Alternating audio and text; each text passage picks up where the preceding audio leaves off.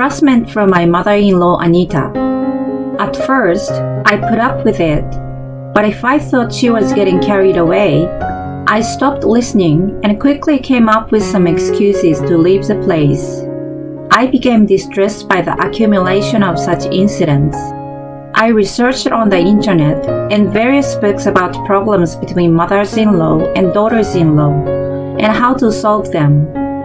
I even gave her a gift of a brand name item after discussing it with my husband. She seemed happy, perhaps because my husband was there, but she didn't thank me and I never saw her use it. I'm Nancy, a 26-year-old housewife. I met my husband Dan through work and got married 2 years ago. He was self-employed and quite busy. We lived with his parents. It was them who proposed that we live together. Dan was the eldest son and was very family-oriented. I knew there was no way for me to refuse from the moment the idea came up. Anita was particularly enthusiastic.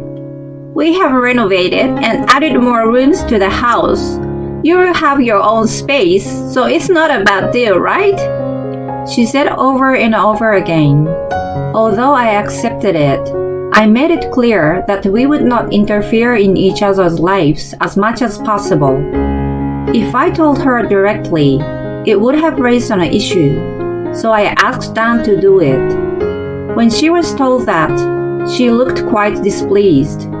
In the end, she was happier to be able to live with us and accepted the condition. I had been working as a temp before, but when I got married, I quit the job at Dan's request. To be honest, I didn't really like housework and was not good at being idle at home. Instead, I got busy taking online courses and acquiring skills. I had come to understand after living together with Anita that she was much more nagging and particular than I had expected. One day, I heard her shouting from the bathroom, "Hey Nancy, I told you many times to buy the same kind of detergent." "I'm sorry, Anita. I couldn't find it at the usual supermarket." "Then go around to the other ones until you find it." If I did the laundry, she told me in detail which detergent to use and which clothes to wash together. One time, whether she was just having a bad day or she really didn't agree with the way I did it, she told me to redo all the laundry. "Don't worry about it. They're probably clean." "Don't talk back to me. You're so sloppy. I can't believe you."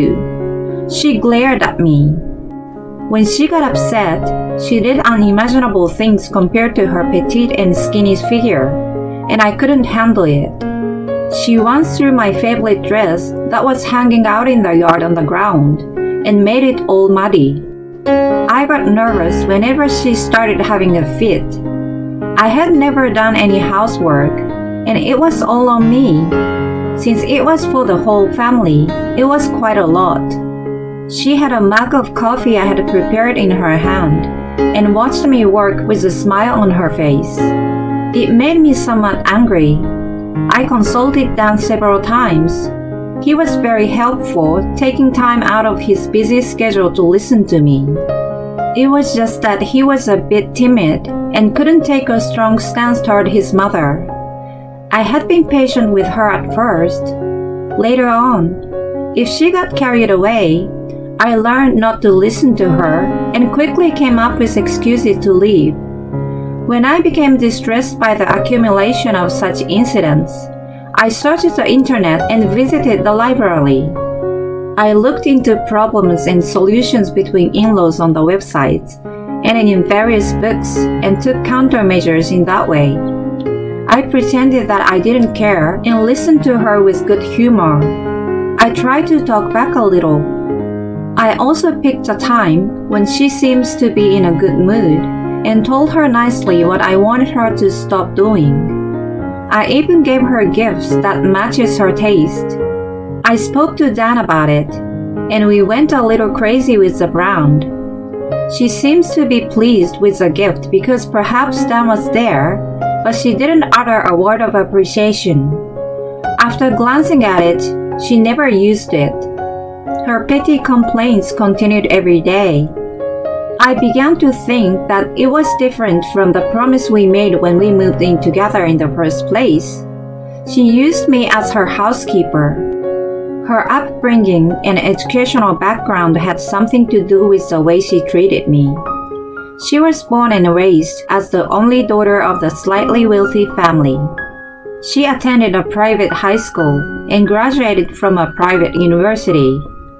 On the other hand, my mother died of illness early in my life. I grew up in a father-daughter household and started working as soon as I graduated from middle school. A college graduate versus not even GED. Despite the different circumstances, the fact was the fact. "You are really lucky, aren't you?" she always said sarcastically to me. "You are married to Dan even though you have a low education. Thanks to our kindness, you are blessed with a good life. But I think you should have known your place and stepped aside." I was at a loss for words. "You should at least devote yourself to housework and take responsibility for lowering our family standard," she triumphantly proclaimed to me. I didn't know what standard she was talking about, but I doubted a normal person would say such a thing.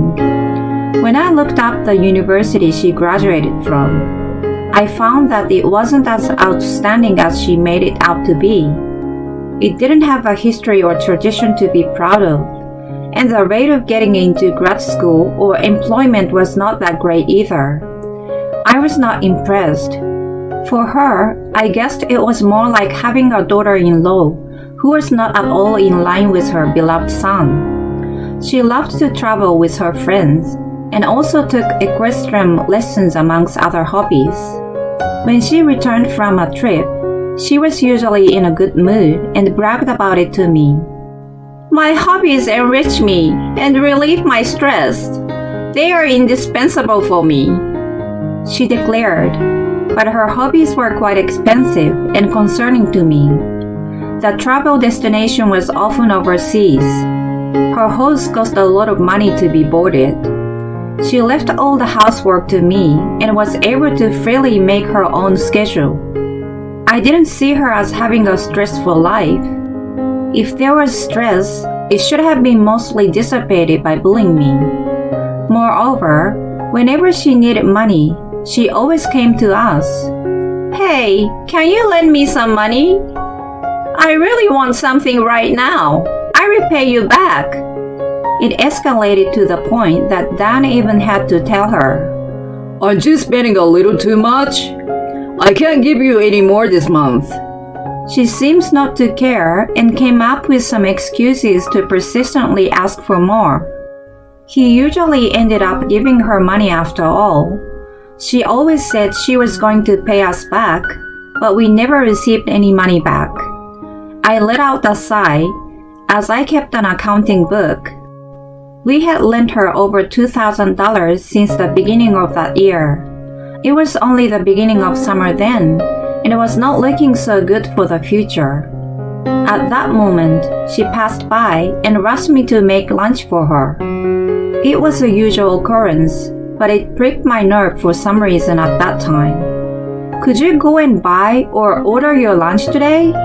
I'm too busy and already tired." She looked at me with a puzzled look on her face, but she immediately became angry. "What a lazy person you are! You can't do anything but housework, so you should at least cook lunch. I always tell you that something simple is enough for me." There are supermarkets and delis within walking distance that serve delicious ready-made food. I have other things to do. I've explained it to you several times before. "Are you serious? You want me to walk? I don't want to. Stop talking and hurry up. I'm hungry." She and I were talking in parallel. Well, it was the same old thing, so I didn't feel anything anymore. I had something I really needed to do that day. I excused myself and got up from my seat. She was infuriated seeing me leave. You're an ungrateful bastard. An incompetent girl like you don't need to be in this house. I couldn't remain silent being called names. Incompetent? What is incompetent about me? Please enlighten me. What about you in that case? You leave the housework to me and spend all your time playing around, and you even ask me for money. Who are you to tell me that I'm incompetent? She flinched a little at my unusual stern retort compared to my usually careful wording and calm tone. She continued to counterattack me. Enough! Get out of here! I'll have you guys get a divorce! I involuntarily tightened my expression, but inwardly I was thinking it was a good chance. I tried to keep as calm as possible and responded to her. That's fine. I'm actually happy to leave. I've been wondering what good there is for me in this kind of life, but you're going to regret it. I immediately turned my back on her and went to my room. I felt surprisingly refreshed. It was as if I were the heroine of some movie. She was cursing me out, but I could care less. Soon after that, I packed my necessities and left the house. I called Dan to make sure he wasn't going to worry. He sounded quite surprised at first. I told him about all the bullying I had been keeping in my heart. I'm really sorry, even though I didn't know about it until now. You've been in so much pain, and I wasn't there to help you. He apologized regretfully. It was a typical Dan, I thought to myself. I know I have faults too. It's already past anyway. I just need some time away. Riding the train to my dad's house, I fell asleep thinking back on everything that had happened since we got married.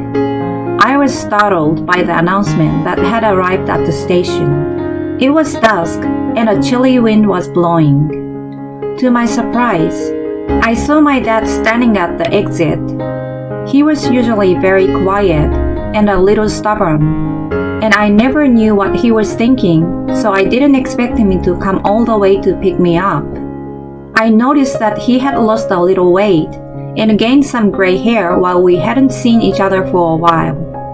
When we were walking side by side, he said quietly, "You've been through a lot. I'm sorry that I made you worry."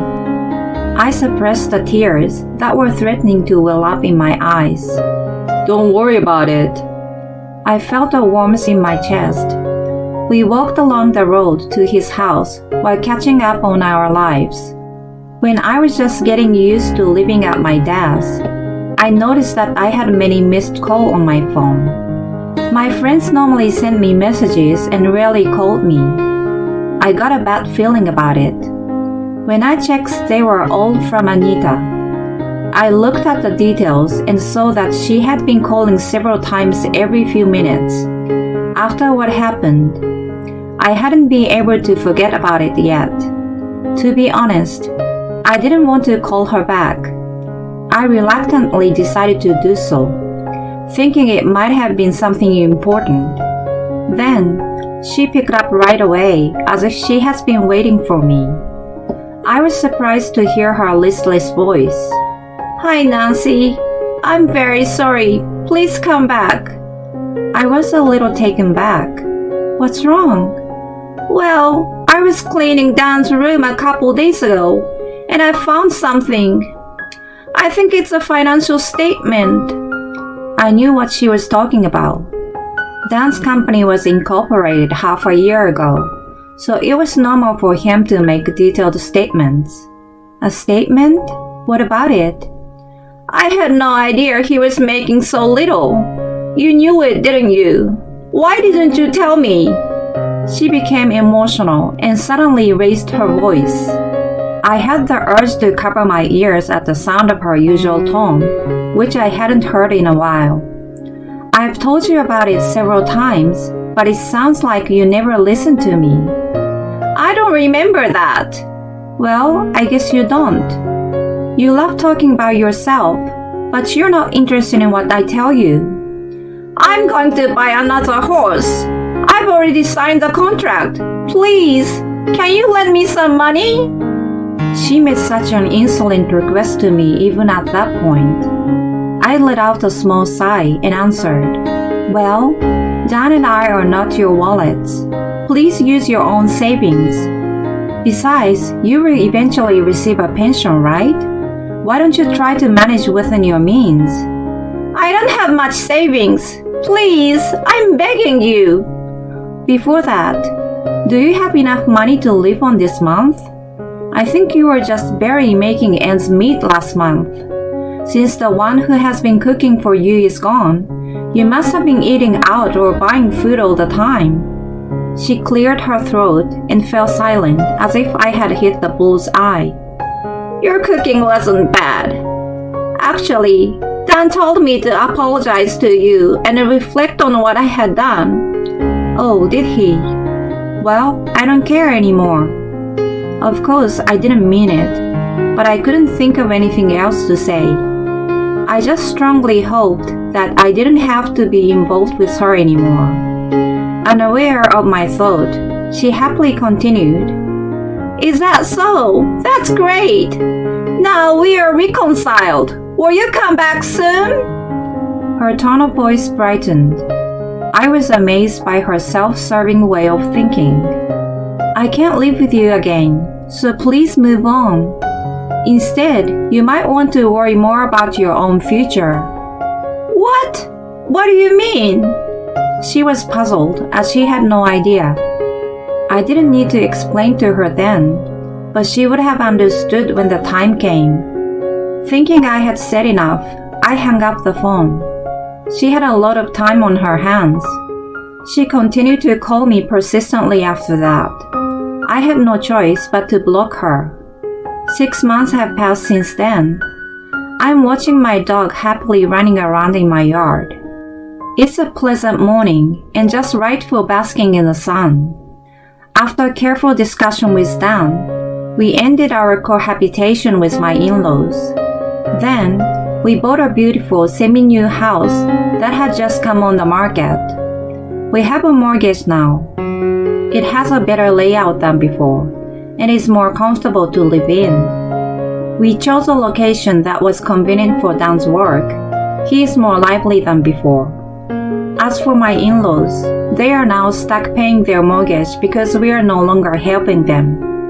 They have moved to a small apartment far out of town. Of course, Anita been complaining a lot.